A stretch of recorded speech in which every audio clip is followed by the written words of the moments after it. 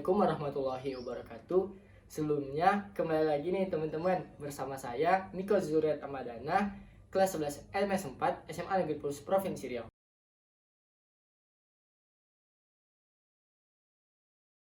Tentunya di channel kesayangan kita dan juga channel tercinta kita, yaitu adalah ChemLab. Dan juga guru pembimbing dari percobaan ini atau mata pelajaran ini yaitu adalah guru kimia saya bernama Bu Liza Yuspikasari. Dan juga saya di sini akan melakukan percobaan dan menjelaskan mengenai larutan penyangga. Nah, sebelumnya saya akan menjelaskan dulu apa itu larutan penyangga, bagaimana cara kerja larutan penyangga, dan kita akan melakukan percobaan serta menarik kesimpulan apa itu larutan penyangga. Yuk simak videonya sampai habis ya teman-teman. Nah, yang pertama, tujuan dari percobaan. Tujuan dari percobaan ini yaitu adalah untuk mengetahui mana yang termasuk ke dalam larutan penyangga dan mana yang bukan termasuk ke dalam larutan penyangga. Dan yang kedua yaitu adalah tujuan dari percobaan ini adalah untuk memenuhi tugas kimia saya yang diberikan oleh Bu Liza Yuspikasari. Nah, yang kedua yaitu adalah apa itu pengertian dari larutan penyangga. Larutan penyangga adalah suatu sistem larutan yang dapat mempertahankan nilai pH larutan agar tidak terjadi perubahan pH yang berarti oleh karena penambahan asam atau basa maupun pengenceran. Larutan ini disebut juga dengan larutan buffer atau dapar. Jika dilihat secara umum, maka larutan penyangga ini dapat kita bagi ke dalam dua jenis, yaitu yang pertama larutan penyangga asam dan yang kedua yaitu adalah larutan penyangga basa. Nah, setelah mengetahui pengertian dari larutan penyangga tadi, kita mengetahui dua jenis larutan penyangga, yaitu adalah larutan penyangga asam dan juga larutan penyangga basa. Nah, yang pertama itu adalah larutan penyangga asam. Larutan penyangga asam merupakan larutan yang mengandung asam lemah dan juga basa konjugasi. Nah, fungsi dari larutan ini yaitu adalah mempertahankan pH pada kondisi asam, yaitu pH yang kurang dari 7. Nah, yang kedua yaitu adalah larutan penyangga basa. Nah, larutan penyangga basa ini adalah larutan yang mengandung basa lemah dan asam konjugasi.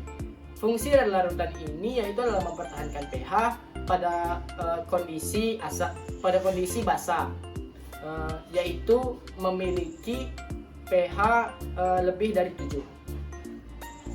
Nah, teman-teman, setelah penjelasan yang saya jelaskan tadi dan dirasa sudah cukup, langsung saja kita ke percobaan yang kita tunggu-tunggu.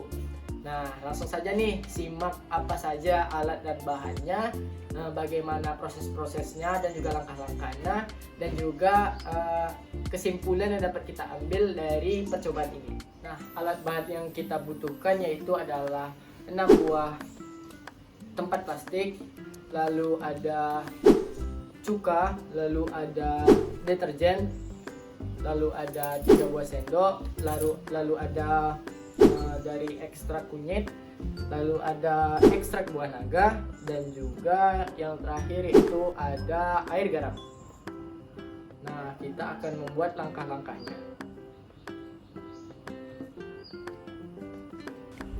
Nah, langkah pertama, masukkan cuka kira-kira secukupnya ke dalam 3 gelas dan juga masukkan air deterjen ke dalam 3 gelas berikutnya.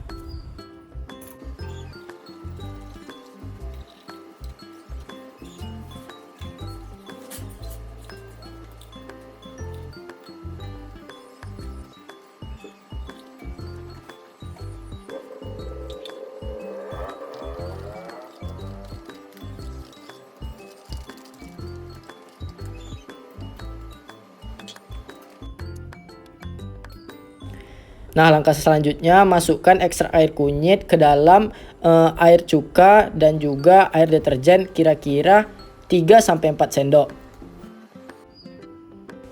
Nah, langkah yang ketiga masukkan ekstrak air buah naga ke dalam pasangan air cuka dan juga air deterjen yang kedua. Selanjutnya, masukkan larutan air garam ke dalam pasangan air cuka dan juga air deterjen yang ketiga. Langkah yang kelima yaitu aduklah semua larutan secara merata agar tercampur dengan sempurna.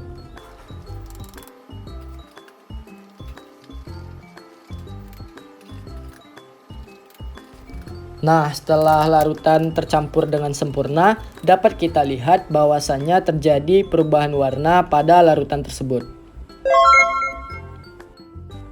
Pada percobaan yang pertama, terjadi perubahan warna pada larutan sabun pencuci pakaian yang ditambahkan larutan ekstrak buah naga menjadi berwarna ungu. Sedangkan pada air cuka yang ditambahkan larutan ekstrak buah naga berubah menjadi warna merah. Nah, pada percobaan yang kedua, dapat kita lihat terjadi perubahan warna pada larutan sabun pencuci pakaian yang ditambahkan larutan ekstrak kunyit menjadi warna oranye kemerahan. Sedangkan pada air cuka yang ditambahkan larutan ekstrak kunyit berubah warna menjadi kuning. Nah, pada percobaan yang terakhir ini dapat kita lihat larutan sabun pencuci pakaian dan cuka dicampurkan dengan air garam.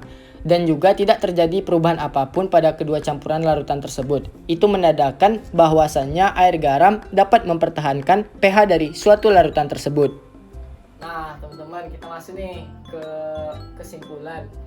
Kesimpulannya dari percobaan ini yaitu adalah larutan garam merupakan larutan penyangga karena dapat saat dicampurkan ke dalam air cuka dan juga air deterjen dia tidak mengubah warna, dan juga larutan garam ini dapat mempertahankan pH dari suatu larutan.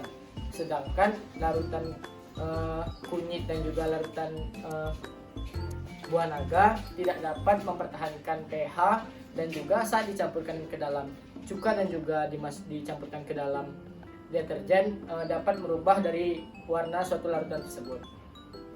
Nah, sekian dari video saya. Apabila ada kesalahan saya mohon maaf. Saya pamit. Assalamualaikum warahmatullahi wabarakatuh.